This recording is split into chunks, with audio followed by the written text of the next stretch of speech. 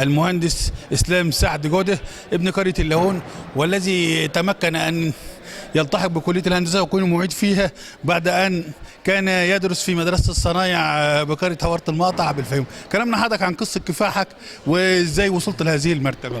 أنا إسلام سعد جودة من قرية اللاهون.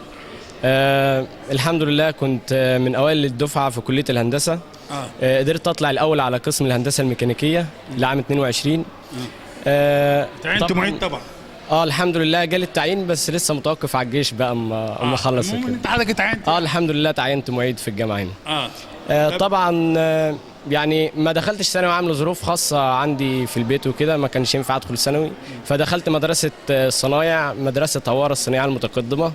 نظام ال5 سنوات. والحمد لله في السنه النهائيه اللي المفروض هتاهل ليها الهندسه طلعت المركز الثاني على مستوى المحافظه. طب مين اللي كان بيدعمك بقى في المنزل؟ والله والدي ووالدتي وناس كتير جدا، يعني ما اقدرش من كترهم ما اقدرش اذكرهم بصراحه. انت طبعا كنت متفوق من الحمد لله، يعني من صغري انا كنت متفوق، بس يعني ربنا ما كرمنيش ودخلت ثانوي عام.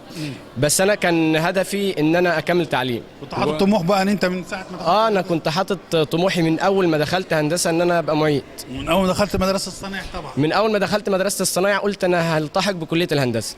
بس بصراحه ما كانش في دماغي ان انا، يعني ما كنتش اتخيل ان انا ابقى معيد في الجامعه، ولكن لما دخلت كليه الهندسه بدات ان انا اتفوق يعني وشفت ان انا ما فيش فرق بيني وبين اي حد يطلع. جامعه الفيوم مناسبه تكريمك النهارده. طبعا انا بشكر رئيس جامعه الفيوم على التكريم ده وكل القائمين على التكريم.